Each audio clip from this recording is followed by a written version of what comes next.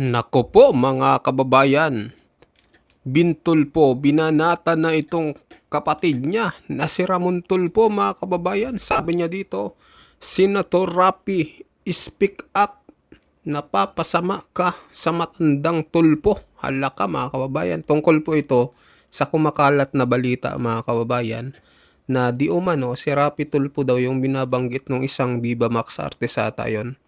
Yung nagtitip daw ng 250k. Hala ka mga kababayan. At ito'y sabi ni Montulfo, okay lang daw yun mga kababayan kasi lalaki naman mga kababayan. Hala ka, ito bumanat na si Bintulfo.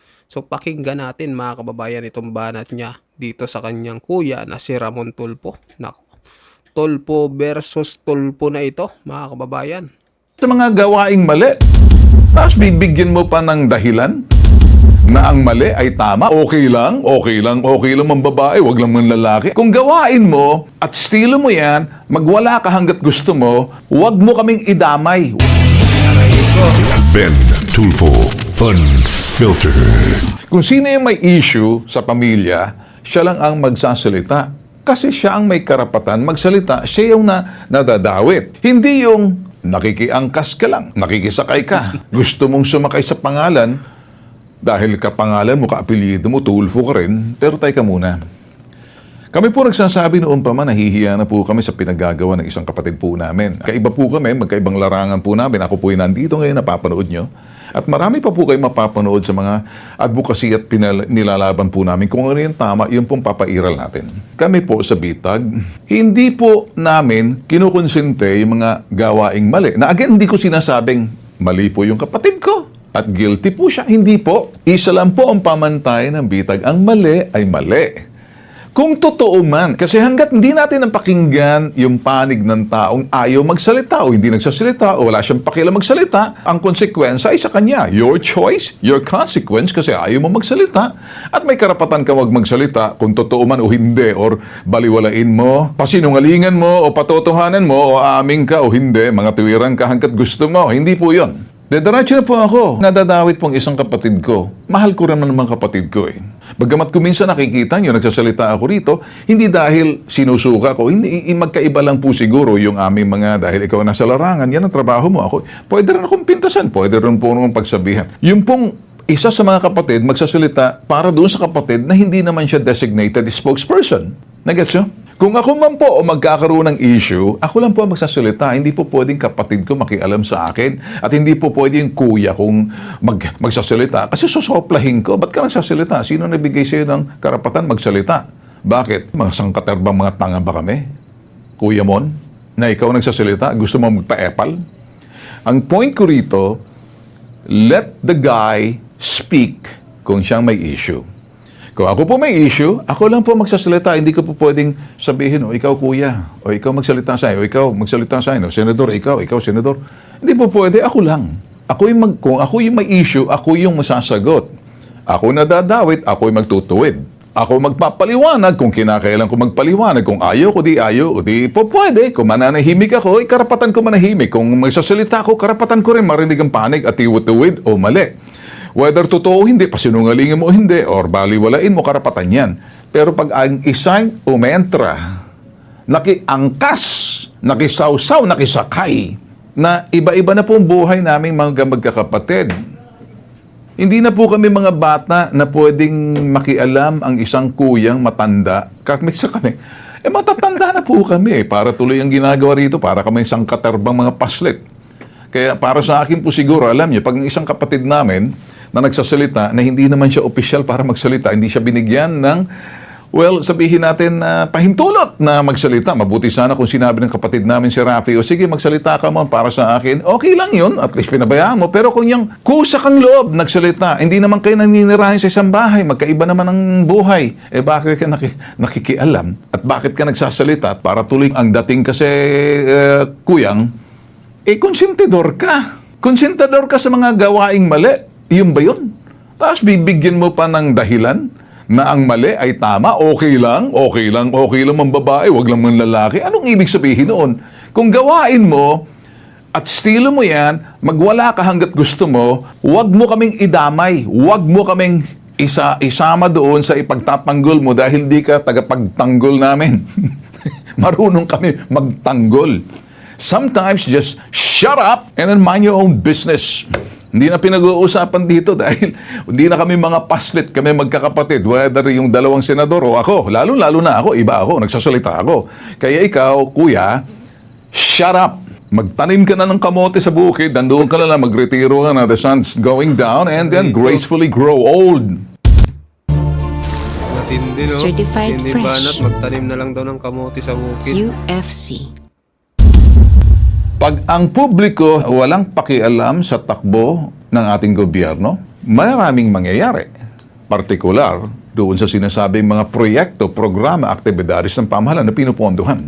Itong public participation, gising. Pupukawin ko po kayo kung ano po yung dapat nating gawin na lagi tayong gising, dilat yung mata natin pagdating sa mga budget preparations or national expenditure program ng ating pamahalaan or budget ng pamahalaan, national budget, dapat nakatingin tayo dahil may public participation. Yung Bicameral Committee, Senado at Kongreso, nag-uusap na sila dyan. Ito yung sinasabi natin na sa ibaba muna yan. Kung ito yung programa ng gobyerno, pag naghanda sila ng national expenditure program, binababa muna doon sa lokal.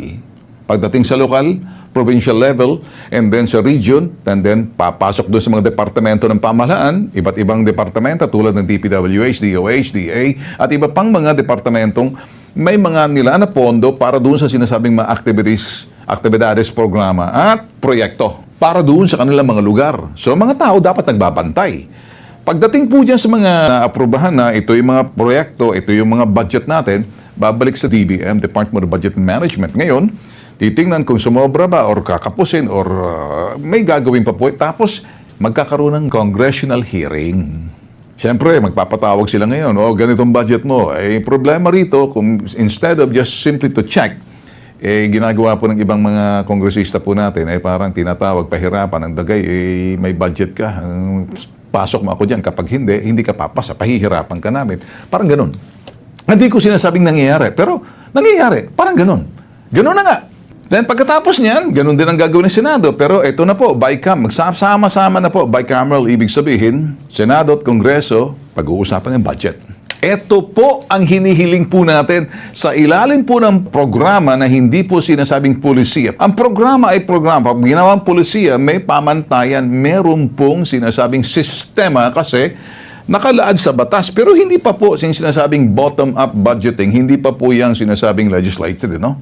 Ang bottom-up budgeting sa ibaba, pataas na. Pagdating na sa BICAM, eto na po, no? Sige, pakinggan po natin si Senator Erwin Tulfo. Ang problema, may mga kumukontra. May mga, hindi dito sa amin. Sa House, sa House, ayaw nila.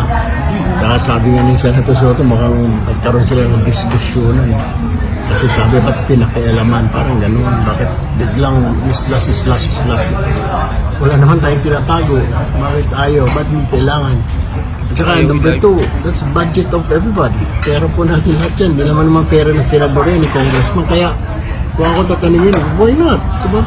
So, why do we have to hide? Diba? Pakinggan na rin natin siguro yung gusto ng taong bayan. Because after all, they elected us. Doon sa mga kasamahan ko sa Congress, these people elected us. They elected you. In short, budget yan. Yan mga kababayan. So may mga balibalita kasi no na itong BICAM, no, yung Congress ayaw nilang i-live stream. So bakit ayaw nila? Pera ba nila yan mga kababayan? Pera ng taong bayan yan, ba't ayaw nila? Itong Senado gusto naman mga kababayan, pero itong Kongreso mukhang may tinatago mga kababayan, ayaw nilang i-live stream. So yun yung mga balibalita, no. So mukhang may gagawin na naman silang kababalaghan dito sa budget. Para sa tao, for the people, by the people, of the people. Ang magpapatupad niyan ay ang ating gobyerno, o ikaw legislature, Senador. Tama po sinabi ni Erwin. Kasi ang problema dyan, bakit daw kasi ina-slash. Mukha atang may pumapalag sa Kongreso kasi nabubuking ng kalamang pinagagawa. Yun lang. Kung titingnan po natin, tama. Ngayon, Diyan sa parting yan, na nagsasalita po siya, ako naman, gusto ko naman siguro mas maganda kung narinig po natin si Senator Erwin na hindi naman kami nag-uusap patungkol sa mga issue na yan. Iba po siya.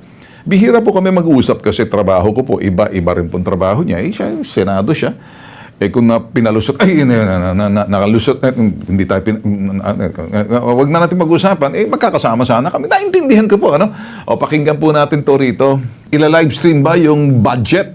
Tinanong po yan ng reporter, pero panoorin. SD, tuloy po yung live streaming ng budget. Hindi ako mapayag na hindi naka-live stream. Kanina, kasama namin si Speaker Boji. Wala naman siya sinasabi sa akin.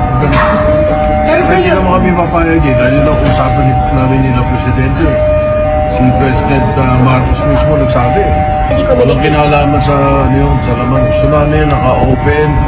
Kitang-kita ng publiko. Sino-sino naglagay ng ganito. Sino-sino yung nagpasok niyan. Anong budget para sa mga tatlong pinakamahalaga, DepEd, DOH, President, Control. Hindi, matagal na namin ang pag-usapan ng live stream talaga. Matagal na rin natin sinusulong yan dito noon pa man. Matagal na yan kahit na ako'y nandoon pa sa kabilang stasyon. Way back, magkakasama po kami na hindi pa po senador sila Erwin, sila Rafi. Magkakasama po kami sa T3. May programa po ako sa TV5 nung araw, so way back in 2015. Na sinusulong po natin yung bottom-up budgeting for people's participation. Pero ibang level lang dahil digitization na po tayo. Gamit na po natin yung mga digital technology. So therefore, madali na po. Nagagawa nga ngayon ang mga live streaming sa Senado pagdating sa mga Senate Blue Ribbon Committee at mga ginagawa ng mga senador, ang kanilang mga pinakikita kung paano sila naninilbihan, naka-live stream sa Kongreso at Senado. Bakit hindi po pwedeng i-live stream yung preparations ng budget pagdating mismo sa BICAM? Kasi dito po sa BICAM, eto po ang magic. Pasensya na po kayo, no? Kayong mga tatamaan sa akin, hindi ko naman sinasabing kayo ang pinatatamaan ko. Pero may sagot na yan dito. Ang sagot naman ng Kongreso sa sinasabi na sila daw yung ayaw ang Kongreso kasi nabubwisit sila, islas. O pakinggan naman ang panig ng Kongreso. Okay, panoorin. The House has always been very firm on our commitment to opening the Bicameral Conference Committee proceedings, more specifically live streaming the BICAM. As early as August, even before the budget deliberations, the House leadership has already made pronouncements with regard to opening and live streaming the BICAM. Senator Win Gatchalian and I are already talking about how to operationalize the live streaming of the BICAM. Simulat sa pool ay matibay na ang paninindigan ng House of Representatives patungkol sa pag-live stream ng BICAM. Really? Parang ngayon ko lang ata narinig yan sa iyo, Congressman Swansing. I'm sorry to tell you that. Bakit nang hinihingi ni Toby Chanco? At that time, nagkaroon kayo, tahimik ka lang. Small committee, and hinihiling, di mo bigay. How much more dito sa parting to. Kung talagang sinasabi ng BICAM na okay sa inyo, then mas maganda, well and good. Asahan na po natin, mga bossing. Ha? Bantayan po natin yung sinasabi nila, magkakaroon ng live streaming sa pagdating sa Bicameral Committee. Manood po kayo. Tingnan niyo po ang buka ng bibig ng mga senador at congressman nasa Bicameral Committee budget hearing kasi makikita ninyo kung anong kanilang body language. Makikita niyo yung tonality, makikita niyo yung boses nila. Or either, nagbubulungan ba sila? Hindi, dapat yung mikropono doon. Kasi pag pinag-usapan ng budget, doon po kasi nagkakaroon ng insertion noon. Magkaiba po yung budget insertion sa budget amendment. Marami pong nalilito rito. Hindi po magkapareho ang ibig sabihin ng budget insertion sa budget amendment. Dito po nagkakatalo. Dahil kuminsan, dyan nangyayari sa Bicameral Committee. Dyan din nangyayari sa Bicameral Committee, nangyari yung mga lintik ng mga flood control na yan. At napopondohan yung mga bagay na wala sa pondo kasi hinahanapan po nila ng mga pondo na pwedeng paglaanan ng pondo na wala doon sa sinasabing NEP or budget dadagdagan. So hahanapan po nila. Pag hinanapan po nila ng pondo na yan, hindi na po nakaprogram, unprogrammed fund ang tawag noon. Pag hindi po unprogrammed fund ang tawag noon, hindi nakaschedule. So anytime, parang savings lang nila, pwede nilang hugutin. Anytime, abangan po natin, December 12 to December 14, para makilahok, makialam, bantayan, maging masigasig pagbabantay. Para pagdating next year, alam na natin, saan ang pondo? Listo na tayo. Umaasa. So ayun mga kababayan, so hindi na po natin tatapusin, no? So ano po masasabi nyo dito sa banat ni Bintol po sa kanyang kapatid na si Ramon Tulfo. At dito rin po sa Bicam, no? So, yun nga, sabi nga ni Bintol po, anuhin natin, panoorin natin yung gagawing live stream. Kasi pumayag na rin pala itong Congress, no? Kung hindi sila sisitahin mga kababayan, hindi ito papayag eh, no? Buti na lang, gising na ang taong bayan. So, ayun mga kababayan, mag-comment kayo, mag-like at mag-subscribe sa ating video at sa mga bagong pasok dyan. Pa-subscribe din po ng ating channel. Maraming salamat po sa inyong lahat.